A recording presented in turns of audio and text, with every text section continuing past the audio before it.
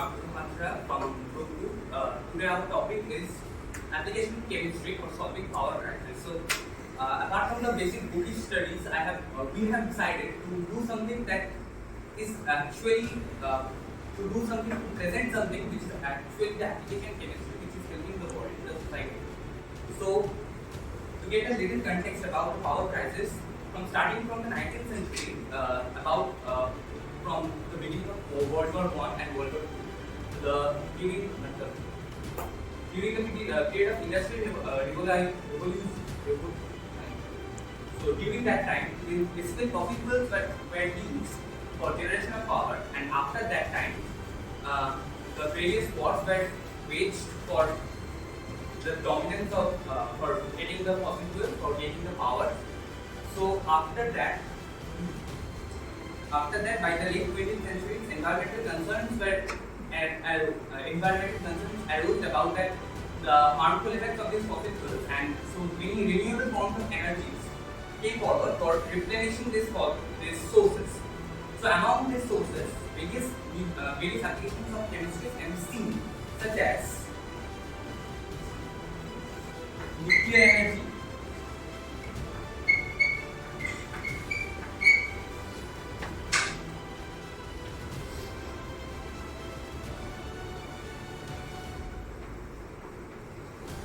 photovoltaic cells,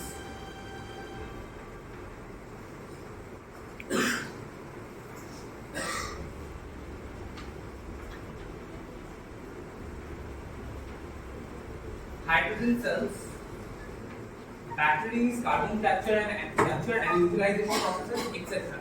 So, as this time limit is short, so we can't deep deep about all these processes. Mainly, basically, we will deep deep about the main two processes which are supplying the world the most amount of energy.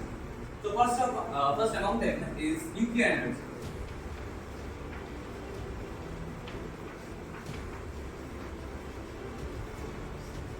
Just explain photovoltaic cell. Photovoltaic cell. So after I get done with explaining this, when you start. So according to 2022 statistics, the total energy produced in Earth, about that 10% of that energy is coming from nuclear energy. About 10 to 15% of energy is coming from nuclear power plants. So this nuclear power plant, the journey of nuclear power plants, nuclear energy started from at least 1938, and in 1930, German scientists Otto Hahn and Fritz Strassmann first discovered about the nuclear fission process, that when a neutron is striking a uranium-35 atom, it is breaking into smaller nuclei, and this nuclear fission process gives an amount of energy which can be used for economical purposes. So after that, various experiments were conducted on this process to harness that energy due to nuclear fission. Now, after that, Otto Hahn and Fritz Strassmann's observation was further developed by scientists like Otto Frisch, who explained the theoretical aspects of nuclear fission.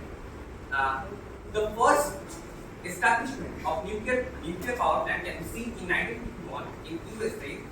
The state was Arco in Idaho, USA.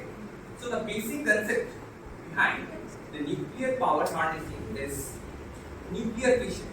That is, in nuclear fission process, what happens? An neutron is projected. A neutron is projected from uranium-235 atom. This is highly unstable in nature. So when a neutron is projected in uranium-235 atom, it splits into two smaller nuclei, and this process is known as nuclear fission. And due to its splitting, this produces a high amount of energy, which is harnessed for various factors. Now, basically, industrial production of this energy consists of several steps, which includes, first of all, the fuel is prepared, that is uranium-35 atom, and then controlled chain reaction is done in nuclear nuclear co-reactor. And during those controlled reactions, neutrons is projected on that nucleotide atom, and basically there goes a chain reaction where one neutron hits the nucleotide atom and this continues and goes on. But there is used a basic element which is known as moderator. The use of moderator or the function of moderator is this slows down the neutrons so that this chain process can be controlled, or otherwise it may be disastrous.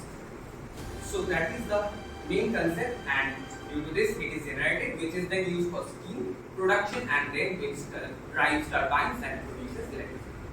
Now the next, one of the most important application of chemistry is So generally photovoltaic cells, the practical use of photovoltaic cells is from the solar cells. We all know that solar cells is also known as the photovoltaic cells. So the solar cells are generally made of semiconductors